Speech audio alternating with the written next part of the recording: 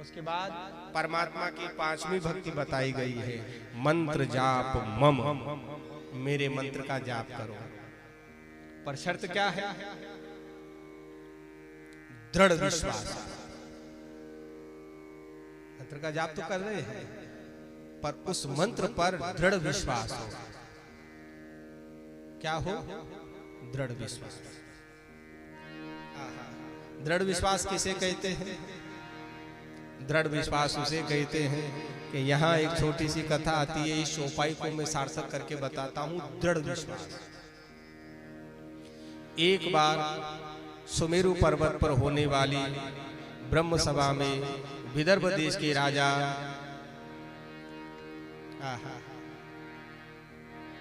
सुकंद विदर्भ देश के राजा सुमेरु पर्वत पर होने वाली जब सभा में जा रहे थे, वहां सभी ऋषि मुनि महात्मा आ रहे थे उस ब्रह्म सभा में। बीच मार्ग में उनको नारद जी मिल गए, कि सुकंद को नारद जी मिल गए। मैं आपको बता रहा हूं, मंत्र जाप, मेरे मंत्र का जाप करो, पर होना क्या चाहिए? दृढ़ विश्वास। तो सुकंद को बीच मार्ग में नारद जी मिल गए। नारद जी ने कहा, जय सिया राम, जय सिया राम। महाराज जी प्रणाम प्रणाम प्रणाम। क्या बात है भाई, कहाँ जा रहे हो?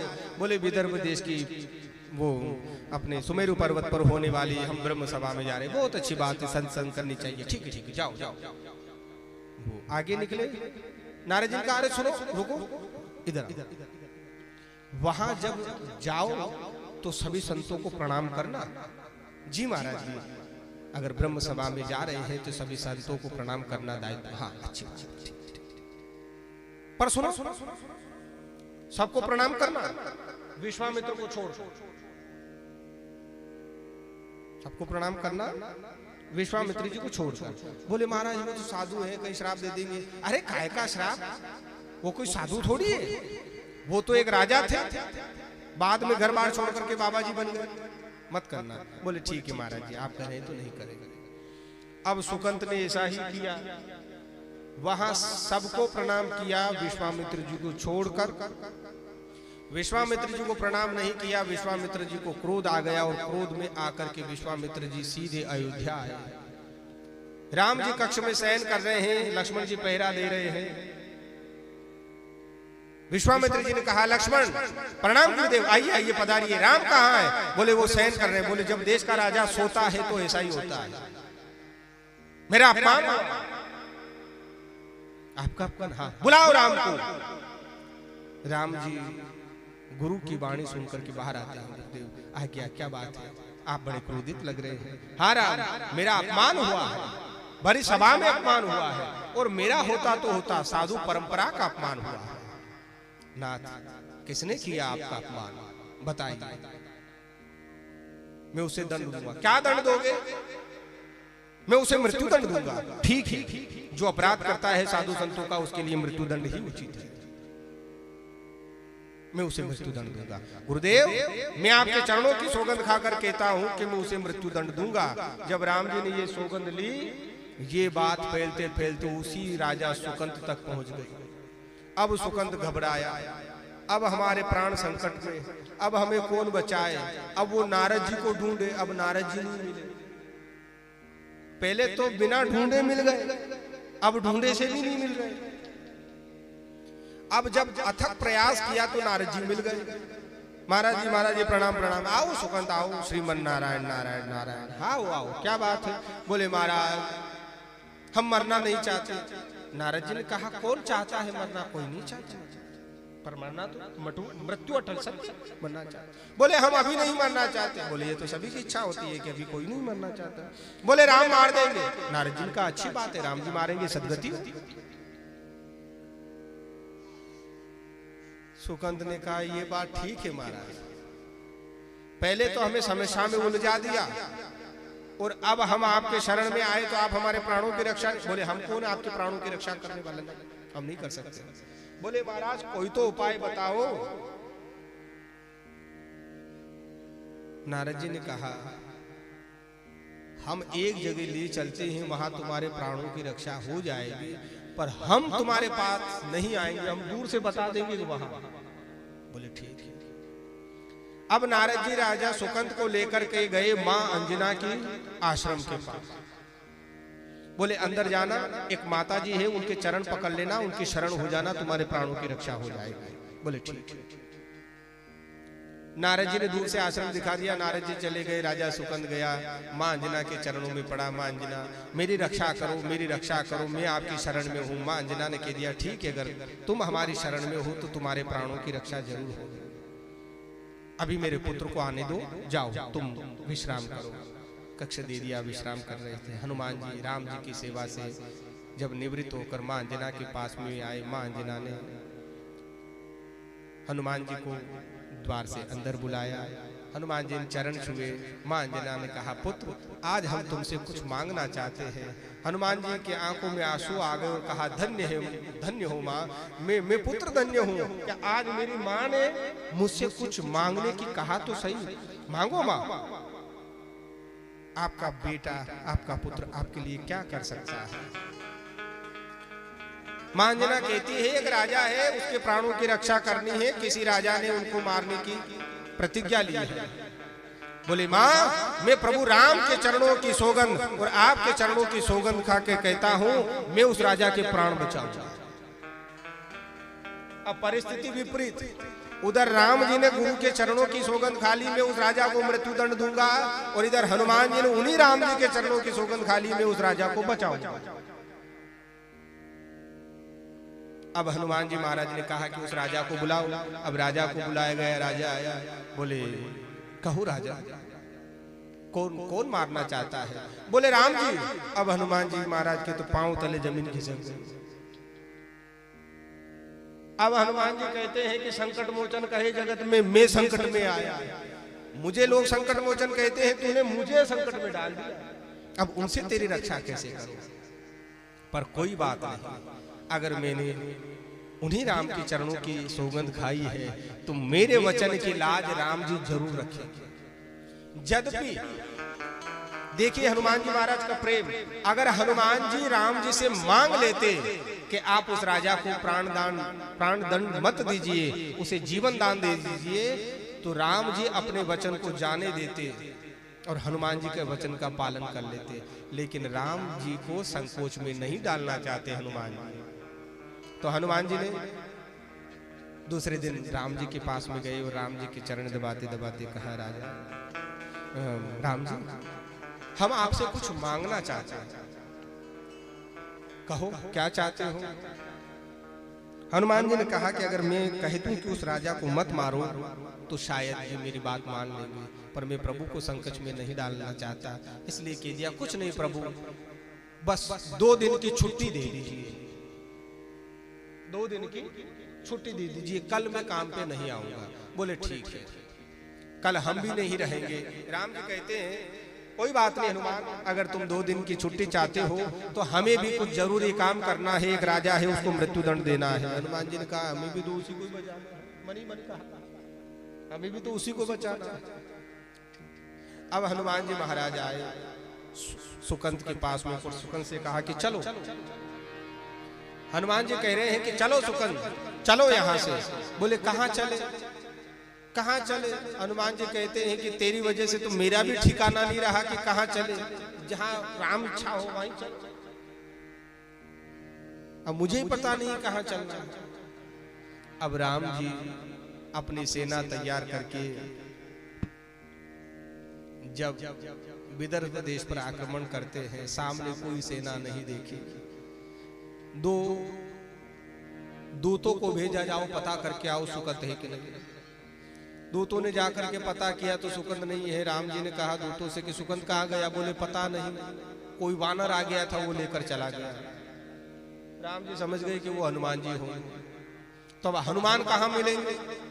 लक्ष्मण हनुमान का पता लगाओ। बोले राम जी हनुमान जी को आपका पता रहता है और आपको हनुमान का पता रहता है, अब हम कहाँ ढूंढेंगे, वो कहाँ, हम नहीं जानते। चलो ढूंढते ढूंढते हनुमान जी महाराज एक जंगल में राम नाम का कीर्तन कर रहे हैं और सुकंत खड़ा है वो राम जी की सेना को देखकर घबराता है, वो भय से कहता है हनुमान जी आ गए, राम जी बचाओ, आ गए राम जी बचाओ। बोले चिंता मत कर, राम से बचने का एक ही तरीका है। बोले क्या? उसी राम का नाम ले। राम से बड़ा राम का नाम, राम से बड़ा राम का नाम। अंत में निकला आखिर निकला, अंत में निकला आखिर निकला, ये परिणाम, ये परिणाम। राम से बड़ा राम का नाम, राम से बड़ा राम का नाम, राम से बड़ा राम का नाम। हनुमान जी महाराज कहते हैं कि राम जी से बड़ा राम का नाम है, तू राम नाम ले। बोले नहीं, हम कैसे? अब एक बात बता, कनपट्टी पर तो बंदूक पड़ी हो, ने कहो कि माला फेर, ध्यान कहाँ रहेगा, माला में कि बंदूक में? है?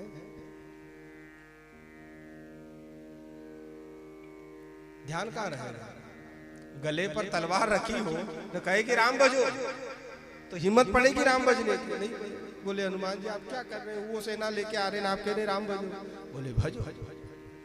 अब वो हनुमान जी के कहने से राम का नाम तो लेता है। अब राम जी का नाम हनुमान जी तो ले रहे हैं भाव से, और ये राम जी का नाम ले रहा है भय से। चलो जैसे भी लो। हाँ हाँ, जो न जपे राम को वो है किस्मत के मारे, राम जी के नाम ने तो पत्थर भी तारे। श्री राम जी के नाम ने तो पत्थर भी तारे। जो न भजे राम को वो है, जो न भजे राम को वो है किस्मत के मारे, राम जी के नाम ने तो पत्थर भी तारे। राम जी के नाम ने तो पत्थर भी तारे। बोल राम, बोल राम, बोल राम, राम राम, बोल राम, राम राम, बोल राम, राम राम।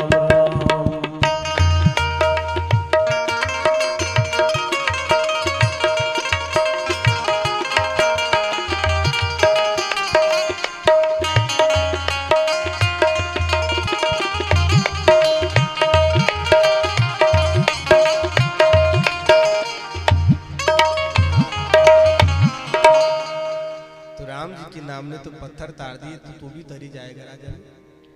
अब सुकंद भय से लेता है, हनुमान जी भाव से राम नाम लेते हैं। मैं आपको क्या बता रहा हूं, मंत्र जाप मम दृढ़ विश्वास। राम जी का नाम लो और विश्वास से लो कि जिस कार्य है तो हम राम का नाम ले रहे हैं वो कार्य सिद्ध होगा। आधे अधूरे मतलब होगा कि नहीं होगा, होगा कि नहीं होगा, तो ध्यान दें। अब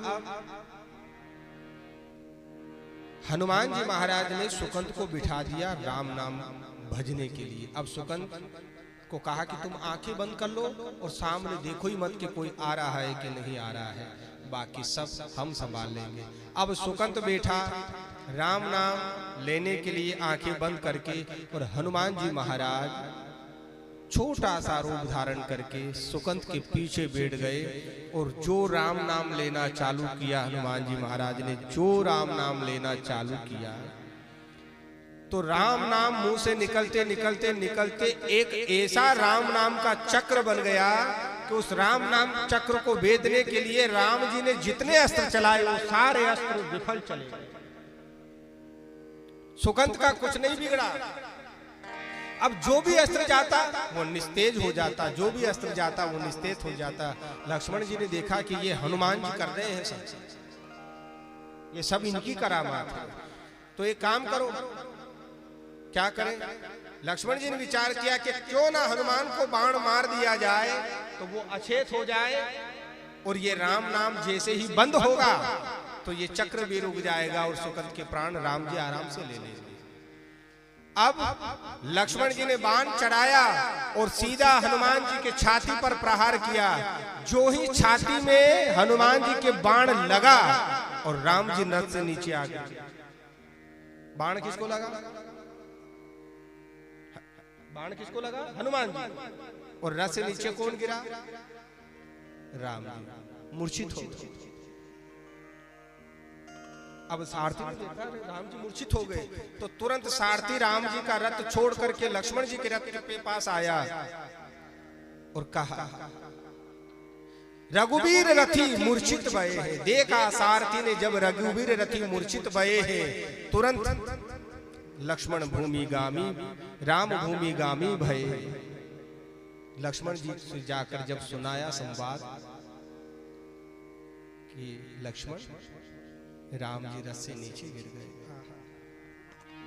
देखा सारथी ने रघुवीर रथी मूर्छित भये है।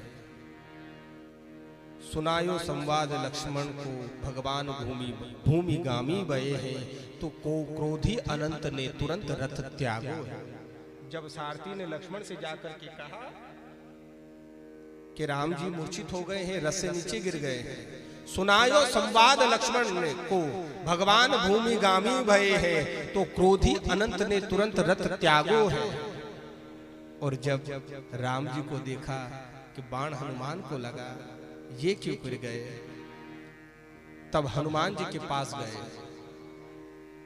लक्ष्मण जी हनुमान जी के पास गए और हनुमान जी को देखा कि भाई ऐसा तो नहीं कि हनुमान जी के पास कोई शस्त्र हो और उन्होंने राम जी के ऊपर चला दिया। तो लक्ष्मण जब पहुंचे, बजरंग विनीत पर न पायो शस्त्र, वक्ष भृंग देखि दृग अनु अनुरागो है। कपि के भानु में विराजत रघुवंश भानु, इसलिए कपि के हिये में बाण लागो है। अब अगर राम हनुमान के हृदय में है और बाण छाती में लगा है, तो बाण हनुमान को नहीं राम को लगा है। आज हनुमान जी महाराज को जब बाण लगा, राम जी तो अचेत हो गए। बजरंग विनीत पर पहुंचकर जब देखा, न पायो शस्त्र वक्ष भंग देखि दृग अंबु अनुरागो है। कपि के हृदय में विराजत रघुवंश भानु, रघुवंश भानु की हिये में बाण लागो है। राम जी को चेतना आई, तो राम जी के साथ में हनुमान जी भी मूर्छित हो गए। तो राम जी को जब चेतना आई, हनुमान जी को देखा राम जी ने बार बार जाकर के, अब वो लड़ाई तो भूल गए कि अपन सुकंत को मारने के लिए आए थे। हनुमान जी को मूर्छित देखा, बार बार मस्तक पर हाथ फिराया। हनुमान जी की लक्ष्मण की चेतना आई। हनुमान जी महाराज बगल में बैठ गए। अब राम जी हनुमान के मस्तक पर हाथ फेर रहे हैं। कहां फेर रहे हैं? हनुमान जी के मस्तक पर। अब आंखें बंद है राम जी कि हम जब तक हनुमान के मस्तक पर हाथ फेरते रहेंगे, जब तक हनुमान स्वस्थ ना हो जाए। जबकि उनका तो वज्र का शरीर है, पर उनकी भावना है कि मेरे बेटे को चोट लग गई। श्रोणित सद्य शरीर सन्यो दृग अंबुदया निधि के भर आए। पीर गए जन के तन की करुणा निधि ने कर कंठ लगायो। बार बार हाथ फेर रहे। अब राम जी की तो आंखें बंद। अब हनुमान जी के मस्तक पर हाथ घुमा रहे हैं। तो हनुमान जी ने क्या किया? राम जी की तरफ देखा, राम जी की आंखें बंद है। तो हनुमान ने सुकंत को उठा करके अपनी गोदी में बिठा लिया और पीछे खिसक गए। अब राम जी का हाथ हनुमान के माथे पर नहीं, सुकंत के माथे पर था। वो उस पर हाथ फेर रहे थे। दूसरी बार कृपा करके हनुमंत पे हाथ विनीत पठायो। देखी हंसे रघुनाथ जबे निज हाथ सुकंत के माथ पे पायो। हनुमान जी महाराज ने जब सुकंत को गोदी में बिठा दिया, राम जी ने आंखें खोली, अरे ये तो सुकंत के हाथ माथे पर मेरा हाथ है। हनुमान जी ने कहा, नाथ अब तो आपने ही सुकंत के माथे पर हाथ रख दिया, तो अब इसे प्राण दे दो, प्राण मत लो, इसे जीवन दान दे दो, प्राण का दान दे दो। राम जी ने कहा ठीक है, पर गुरुदेव का क्या करें। और हनुमान, जिसे तुम अपनी गोदी में बिठा लेते हो, भला उसका काल भी कुछ नहीं बिगाड़ सकता, और मैं भी उसे अभी वो भी मेरे पुत्र की ही भांति हो जाएगा, जिसे हनुमान जी तुम गोद में बिठा लो। कहा गुरुदेव का क्या करे। इतने में विश्वामित्र, देखो एक बात है कि जब ऐसा दंड चल रहा है, सवेरे से शाम हो गई, राम जी परेशान है, तो अयोध्या के मंत्रीगण भी तो चुप नहीं होंगे। उन्होंने विश्वामित्र जी से जाकर के कहा कि राम जी संकट में है, कुछ काम करो, कुछ तो उपाय करो। विश्वामित्र जी भी आ गए, और जैसे ही विश्वामित्र जी आए, हनुमान जी ने कहा कि पहले प्रणाम नहीं करने का नतीजा ये है, अब आ गए हैं तो अब प्रणाम करना। तो सुकंत तुरंत दौड़ करके विश्वामित्र के चरणों में पड़ गया और कहा कि मुझे क्षमा कर दो नाथ, मुझे क्षमा कर दो। तो विश्वामित्र जी कहते हैं कि राम ठीक है, मैंने इसे क्षमा कर दिया, अब तुम भी क्षमा कर दो। सुकंत के प्राणों की रक्षा हुई। अब हनुमान जी महाराज ने कहा, सुकंत एक बात बताओ, ये किसी संत को प्रणाम न करने की दुर्बुद्धि तुम्हें कौन से संग में मिली थी?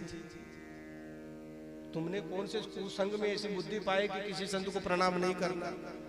सुकंत कहता है कि महाराज कुसंग में नहीं, सत्संग में ही ऐसी बुद्धि मिली थी। बोले किसने दी थी? इतने में नारद जी प्रकट हो गए, नारायण नारायण, वो काम हमने किया था। बोले तुम्हें ऐसा करने की क्या जरूरत थी? ऐसा करने की क्या जरूरत थी? तो नारद जी कहते हैं कि मैंने ऐसा इसलिए किया क्योंकि जहां भी हम जाते थे तो लोग यही कहते थे कि राम का नाम कितना महान है, कितना महान है। तो आज पूरे ब्रह्मांड को इस बात का जवाब मिल गया कि राम का नाम राम से भी महान है। इसलिए श्री राम जय जय राम, श्री राम जय जय राम। बोलो राम जय जय राम, श्री राम जय जय राम। बोलो श्री राम जय जय राम, राम श्री राम जय जय राम। बोलो राम जय जय राम, श्री राम जय जय राम। आओ मेरे भोले भाले राम, भक्तों के रखवाले राम। आओ मेरे भोले भाले राम, भक्तों के रखवाले राम।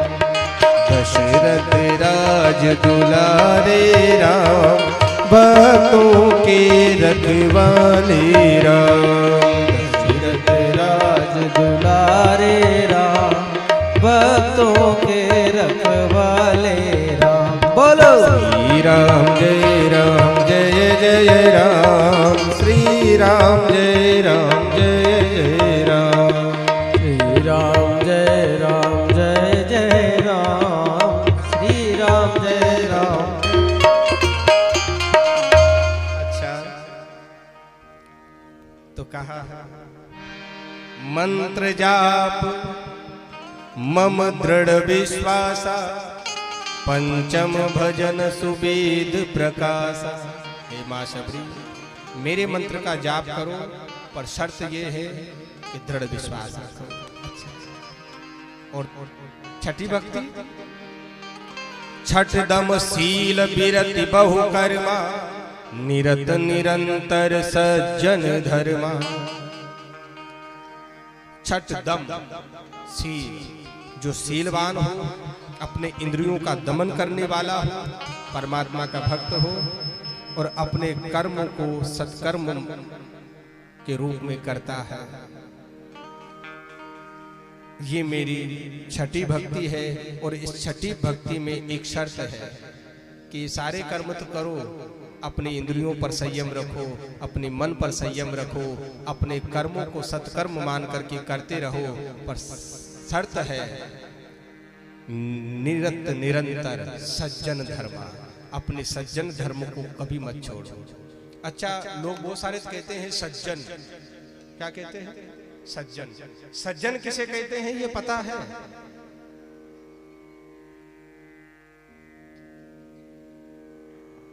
सज्जन किसे कहते हैं ये पता नहीं है। वैसे तो लिखते हैं श्रीमान सज्जन फलाने फलाने, श्रीमान सज्जन फलाने फलाने। अब जिसके लिए तुम सज्जन लिख रहे हो, तुम्हें ये भी पता नहीं कि वो सज्जन है कि दुर्जन है।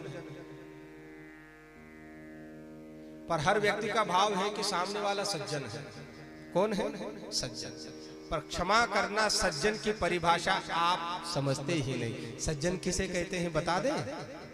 सज्जन किसे कहते हैं? उदाहरण, जब शिवदेव महादेव, ये जो नदी बह रही है आपके यहाँ, अति बहुत ज्यादा बारिश होती है, तो इस नदी का पानी कहां तक रहता है? कहां तक आता है? आश्रम में घुस ही जाता है ना। जबकि नदी की सीमा कहां तक है? जहां वो घाट बना,